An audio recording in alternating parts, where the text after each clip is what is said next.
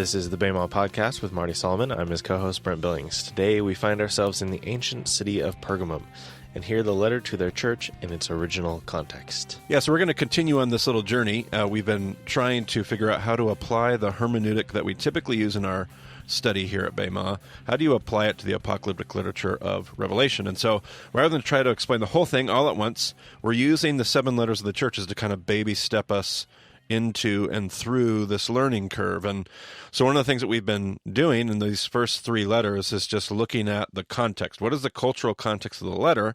Because we're so used to reading Revelation and being totally just kind of like, it's so vague, it's so crazy, it's so hard to understand, it's just this really intimidating book. And so we're trying to show that it's really not intimidating when you know what you're working with when it comes to apocalyptic literature. And so in chapter 1, we looked at all these references, and all these references that John was using were coming out of the text, and they were coming from what kind of books, Brent? Apocalyptic literature. Right. So John was pulling very intentionally material from that genre to let his readers know this is what I'm doing. Books like Zechariah and Daniel. Absolutely. Lots of that. Some Ezekiel, lots of that kind of stuff. So then the second step to kind of the next little baby step we're making is we're trying to show how cultural context changes absolutely everything. And you've been to Turkey with me, Brent. How realistic was that? How much did context change the way you understood Revelation? Well, Revelation in general is just so completely misunderstood. But when you add the context into it, it's just a whole new level on top of everything else. There's almost like a chuckle I hear throughout the group day 2 or 3 into our study, because it's just so obvious once you're standing there in its context, studying it in its context, and you never know that when you're sitting at home reading the book, and so to bridge that gap is always a ton of fun. So we're actually going to use some pictures today, not right now, but we're going to use some pictures later. We've been showing a lot of restraint, haven't we, Mr. Billings? If that's what you want to call it. Yeah. Because there's a lot of pictures we could show, but we don't want to ruin it, because if you go there, to experience those things firsthand is pretty stunning, and we don't want to rob people of that experience. Well, and the pictures are helpful, but even the stuff we're going to show you, like to see it in person, is still a completely different experience. I had seen so many of these pictures, not the pictures we're going to show you, but I'd seen pictures of these sites and these ideas, and then, 3 years into the study, going on the trip for the first time, it's still completely different when you're there in person. You get to put your hands on everything. It's good. The trip is good, even though we're going to show you a bunch of stuff today. Absolutely. And we were looking through photos today going, well, we can't show that one or that one because that's going to ruin that moment, and that would ruin that moment. So there are still pictures we're holding back. We've gotten the old bag of tricks. I debate that it would ruin it, but, nevertheless. There's only so much we can cover on the podcast. That's right. All right, so we're going to try to continue this journey of asking the question, what is the context of each one of these letters? So now what is the context of Pergamum? The next church addressed in Revelation is the church in Pergamum. Pergamum was a cultural center in the early Roman Empire, and Caesar Augustus, even declared the city his capital in the province of Asia. Sitting atop the Acropolis of Pergamum to this day are the ruins of the vaulted platform that held the temple to Caesar Augustus, later redone. If you go there today, people will talk about how it's the temple to Tiberius and other later emperors, but originally the temple to Caesar Augustus. This temple to Caesar had an altar that doubled as a throne, a very common Greco-Roman idea, by the way. Their altars were often thrones. The altar, shaped like thrones, communicated the idea of the rule and the presence of the god. So some historians spoke of how you could see the shining temple atop the Acropolis in Pergamum from miles out to sea. Have we talked about what an Acropolis is? Oh, that's a good question. Acropolis is many Greco-Roman cities were built around an acropolis, mostly for defense. So you typically will have a mountain that the city is kind of built around, and all of your main kind of the buildings, the center of the city that you need to be protected the most is kind of up on top of that mountain, the Acropolis. It is the peak of the city, and that's where everything is kind of defended. And then kind of typically drifting off of the Acropolis, you'll often have your residential districts.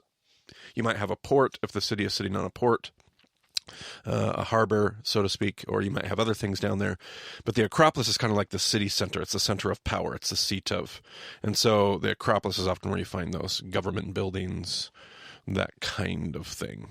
So we'll look at some cities that even have different kinds of Acropolis. But yeah, Pergamum has a great Acropolis. I think I remember this from Sardis when we were in Turkey. Yes, which is one of our conversations coming up here in just a couple episodes. Yeah. So we have the on top of this Acropolis sat Caesar's temple, and we chose not to throw some pictures of that in here just because. Come see it for yourself. Because of the political prominence of Pergamum, the city was also given, because it was Caesar Augustus, like the Caesar Augustus, it was his capital. The city was given what was known as Potesti Gladi, or the power of the sword, if you say that in English, the power of the sword. The Romans had a double-edged sword known as the symbol of imperial power. If a city or colony had the word, the power of the sword, then they had been given the right to make decisions with the authority of Caesar. The rulings were as true as if they had been uttered by Caesar himself. But this wasn't the only throne residing in Pergamum's Acropolis, far from it.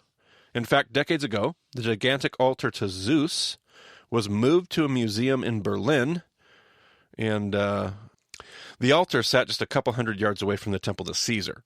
Covered in gold leaf, this throne stood some 44 feet tall from the base of the stairs, which are still sitting there in Pergamum, and would have been another attribute to make the Acropolis visible from miles out to sea.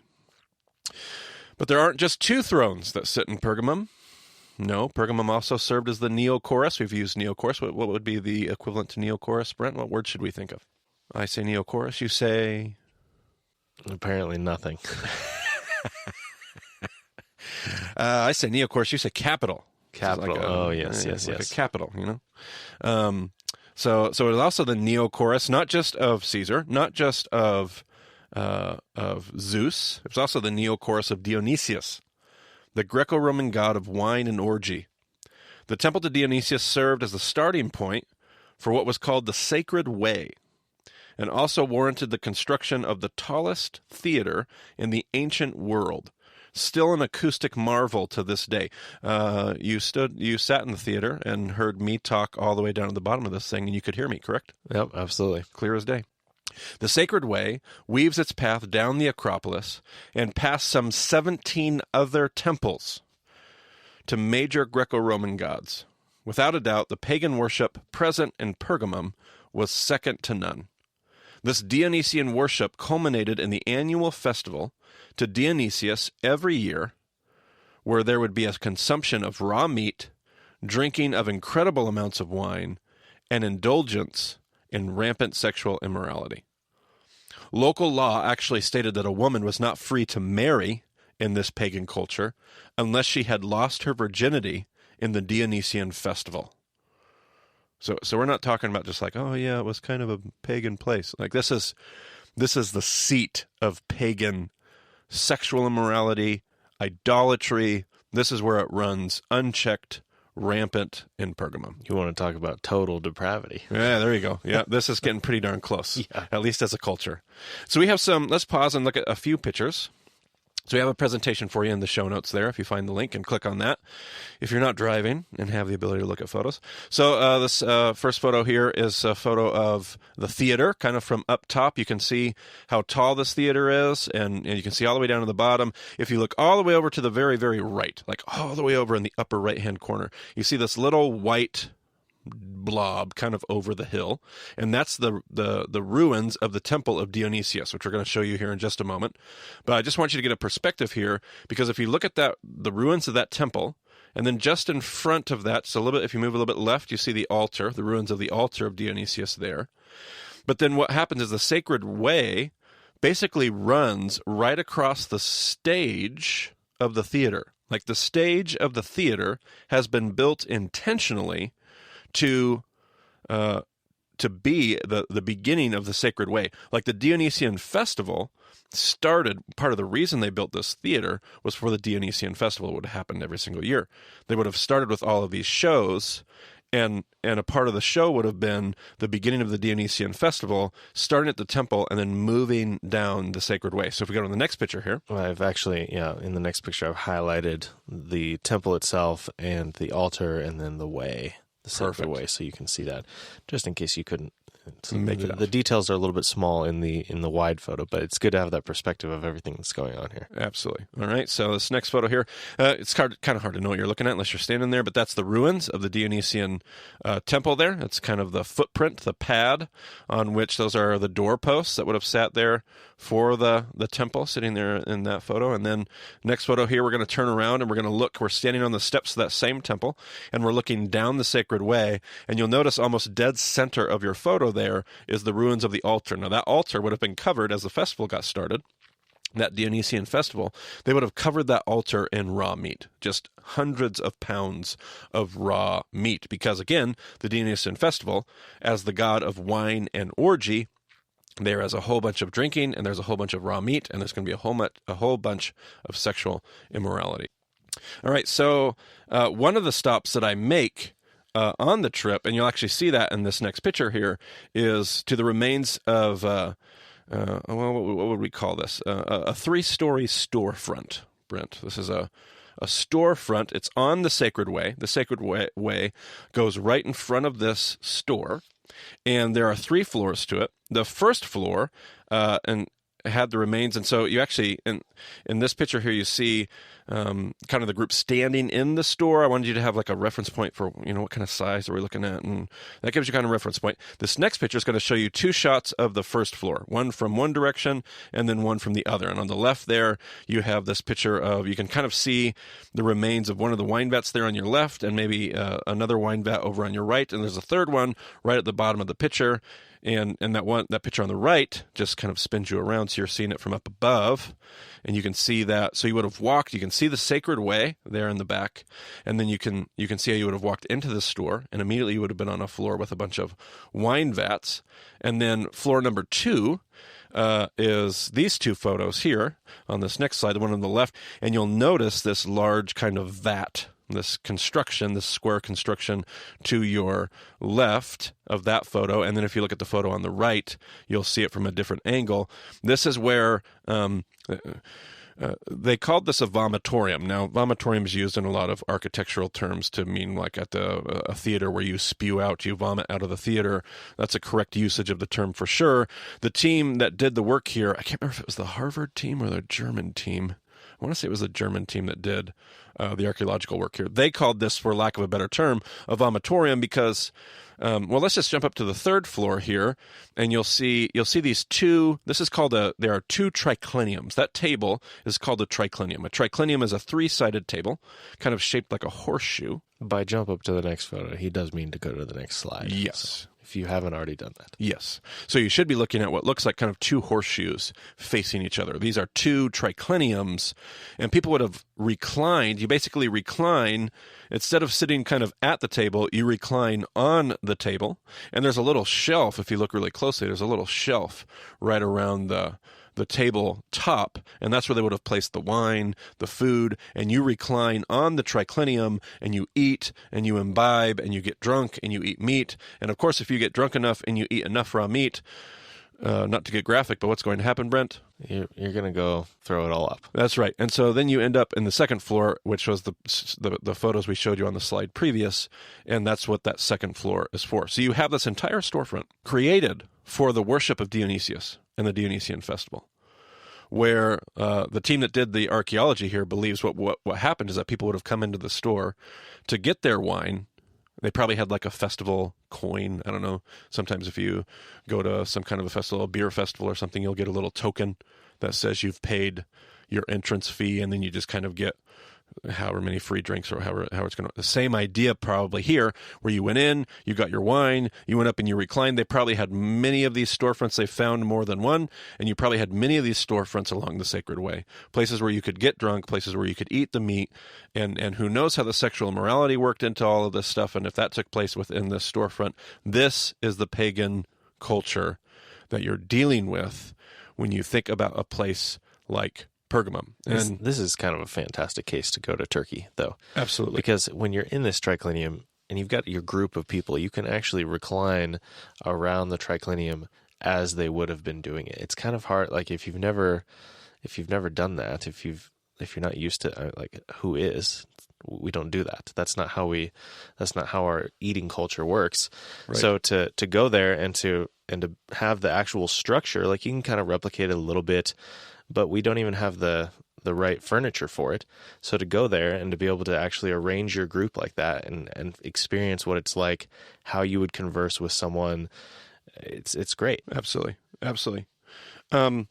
So we have the throne of Caesar. We have a throne to Zeus. We now have looked at a throne to Dionysius. All these thrones, by the way, come with deeply embedded pagan idolatry and immorality. Like that's just crazy. But we're still not done. Brent, we could still talk about more, and we will. This wasn't the only pagan worship that found itself centered in this city. Pergamum was also the home to the largest Asclepion in the ancient world. Asclepion is the word. Think hospital. I say Asclepion, you think hospital. Asclepius was the god of healing, and the Asclepion was their equivalent of a hospital. One could think of the Asclepion in Pergamum as the Mayo Clinic of their day. It was the best of the best medical treatment in the pagan world that the Roman world had to offer. And so people would come from all over to go to Pergamum just to visit. Lots of cities had Asclepions, but nobody had an Asclepion like Pergamum. The only one that rivaled Pergamum was the Asclepion in Corinth, by the way. Corinth was another place that had a very well-known Asclepion. But we actually have some pictures of this as well. And so if you go to your next photos there, this is the same sacred way. You see this kind of paved, colonnaded, beautiful way you would have walked down. This is the same way that started all the way up on the Acropolis, and now miles later, you're now still on the sacred way, which is going to find its ending at the Asclepion. So the sacred way goes from the Dionysian temple to the Asclepion at the bottom of the sacred way. So you come down the sacred way, and if you go to the next picture, you might see a good representation of like their check-in. This would be where you would, to lack of a better word, you might check in and register here to use the Asclepion. They'd have your name on file because, of course, to use the Asclepion, you would either have to pay some kind of amount up front before you could use it, or they did have an arrangement where you could actually make monthly payments and just kind of have access to the Asclepion. If you're thinking, golly, this sounds like really similar to how our systems work. Good, you are smelling what I'm cooking. All right. You'll also notice there's like almost like a baptistry in that same photo there, and you can before you would have used the Asclepion, you had to bathe, you had to ritually cleanse yourself, you had to make sure that you were right physically, you were right spiritually, you were right mentally and emotionally before you entered the place of healing. So the foreground is like a bench, basically. Kind of steps. It had a circular stepway, kind of an entryway up into kind of the registration. And then that kind of middle ground spot, not the trees in the very back, but kind of in the middle that's the baptistry you're talking about. Absolutely. There's a cleansing pool there. Absolutely. And to call it a baptistry would probably be the wrong word, but it gives you the right idea. Sure. Yeah. Absolutely. And then this next picture, eventually once you register, you go down, you're going to enter the complex itself. Now, this complex has a big gated courtyard. The courtyard itself is a pretty large area. And you'll notice there kind of to the right of the picture, you'll notice a little incense altar sitting right to the center of that. There's lots of debate about what it exactly is. I like the work that the team did there. They said that was probably an incense altar. Before you enter, you offer incense to Asclepius, saying, "Hey, I worship you." And here's one of the questions you end up bumping up against is, can a follower of the God of Israel use the hospital? Can you go to the Asclepius if they're going to require you to give incense in order to be treated? There's a big gateway at the end of this courtyard before you enter the main part of the complex. There was a big seal at the top of this large gateway, and it said, "Death may not enter here," was the inscription of that seal. Death may not enter here.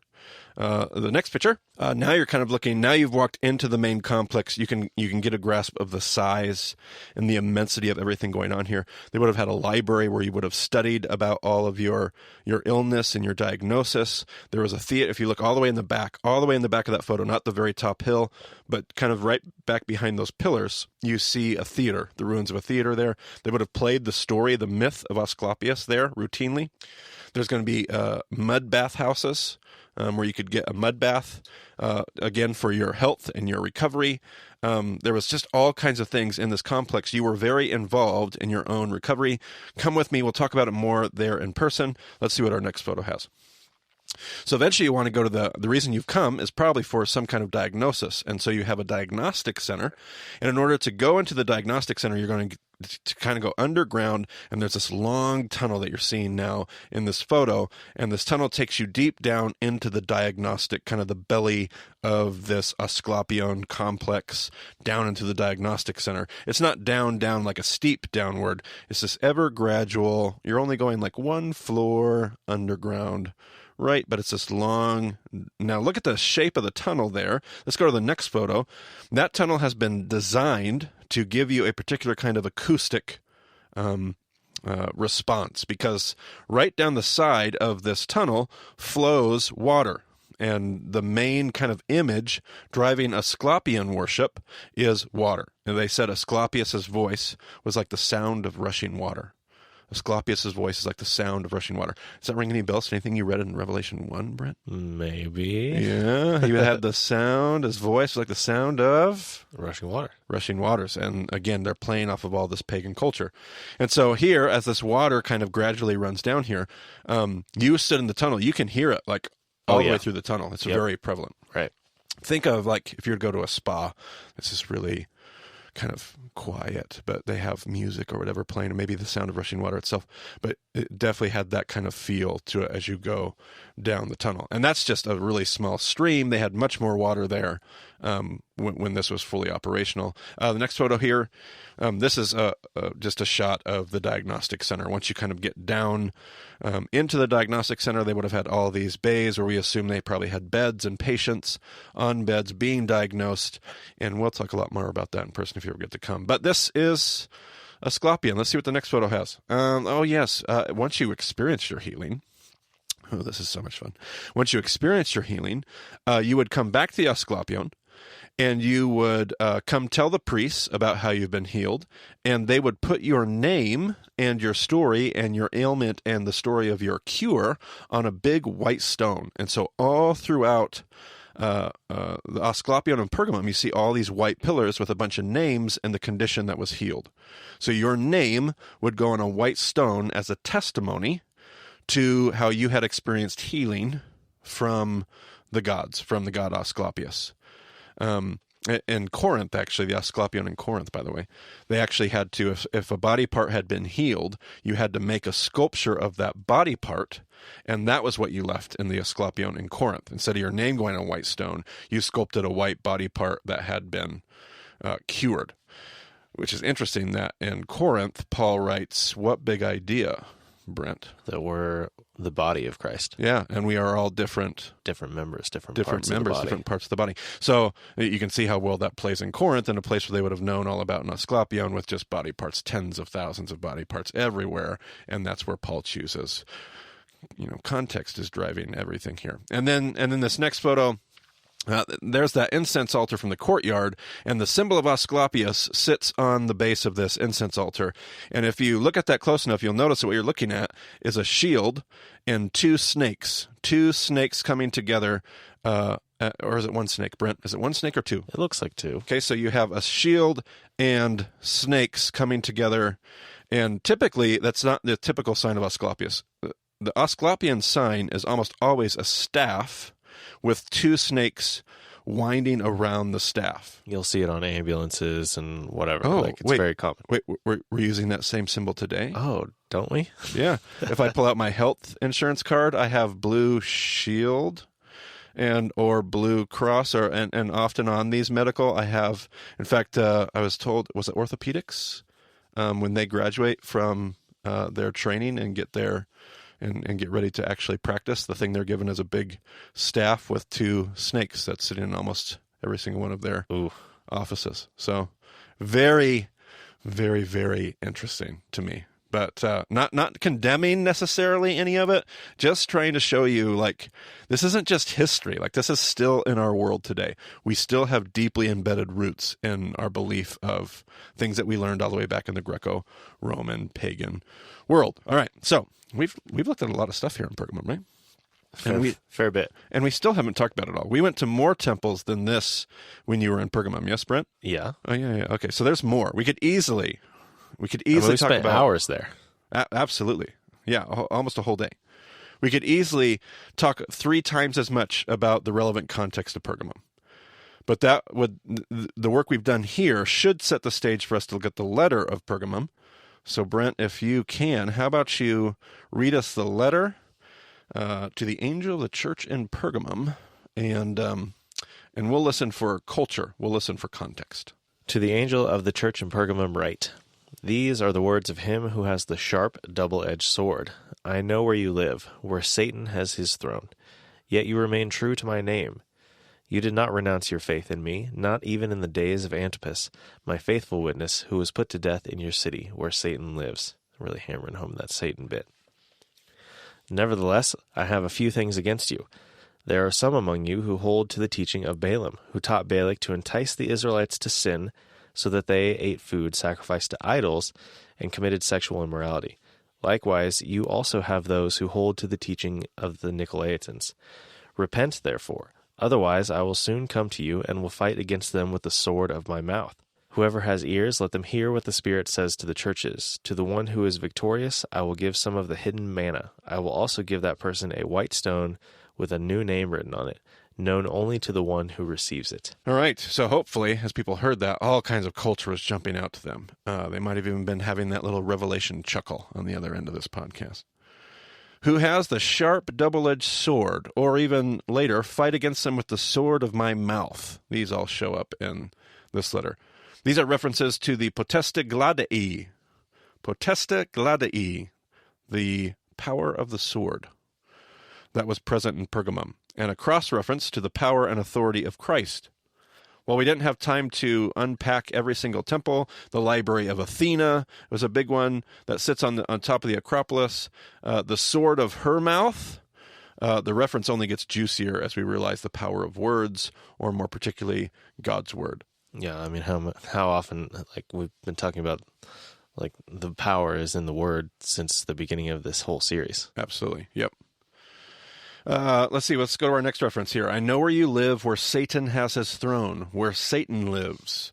Whether this is a reference to one of those particular thrones we already mentioned, like literal temple thrones, Caesar, Zeus, Dionysius, or the myriad of others that you're going to find, whether it's that or just a blanket statement, a reference to this incredibly pagan city, the cultural reference is unmistakable.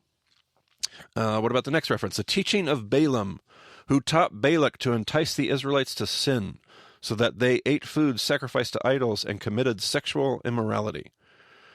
We've talked about the whole Balaam issue with Jude, with 2 Peter. We've already talked about that. We talked about how it came from the Midrash, and about how people are like, well, it's Midrash, it's not in the book of Numbers. And yet, the New Testament authors clearly pulling off of that Midrash without any hesitation. John nails the message to the Neochorus of Dionysius right on the head. This annual festival was steeped in idol meat and sexual immorality. To live in Pergamum would be to reject the daily temptation to give into the cultural narrative of your day. And yet some people are struggling, apparently. They're struggling with the teaching of Balaam that says, this is okay. You can have both. Was the story of Balaam, did that have food sacrificed to idols? They had idolatry. So they end up, because of the sexual immorality they commit with the Moabite women, they end up also serving Moabite gods. It becomes this long storyline that culminates with all kinds of death and destruction. So it's interesting that it flips it around. It starts with the food sacrificed to idols, and then it goes on to the sexual immorality. Yeah, that's a great point. Absolutely. Yep. So, let's see. Do we have another reference? How about, it was also, I will also give that person a white stone with a new name written on it.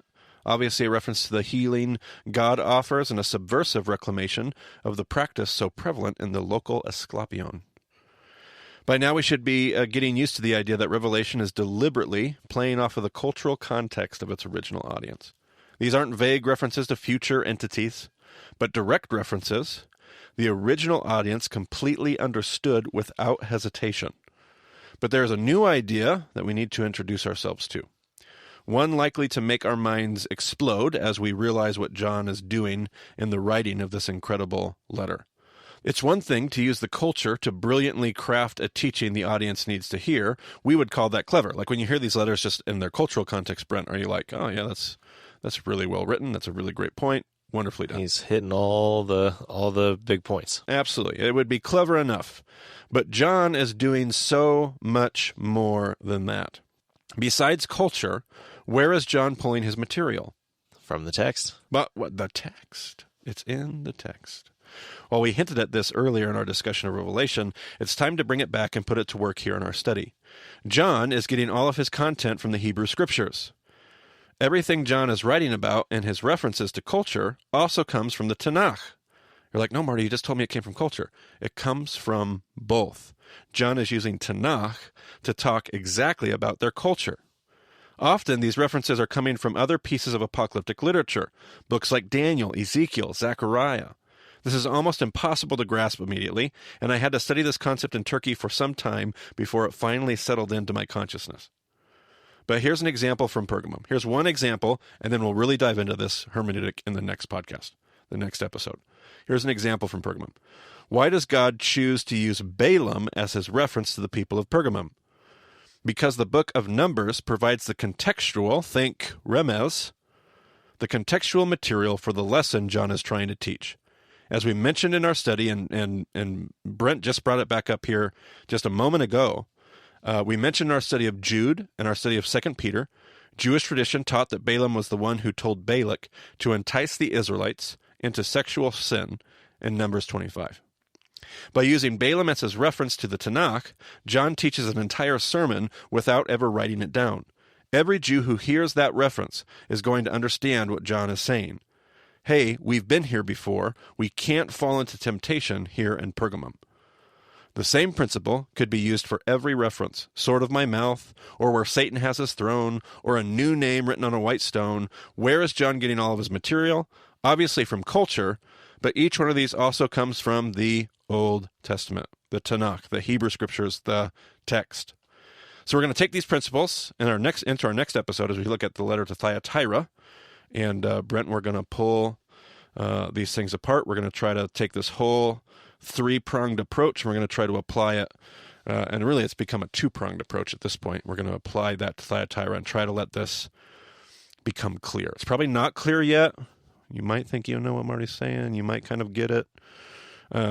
Chances are good it hasn't really taken root and sunk in the depth and the gravity of what John is doing. John is so insanely brilliant. Absolutely. In what he writes. Absolutely. It's like, it still amazes me today. Like 7 years into this study, I'm still like, how does he do this? Absolutely. Yep. Next episode's one of my favorite conversations. Yeah. All right. Well, without further ado, then let's finish this podcast. I mean, it doesn't really help people. They still got to wait a week until the next one. But that'll do it for this episode. If you have any questions about the show, just go to BaymontDiscipleship.com. So thanks for joining us on the Baymont Podcast. We'll talk to you next week.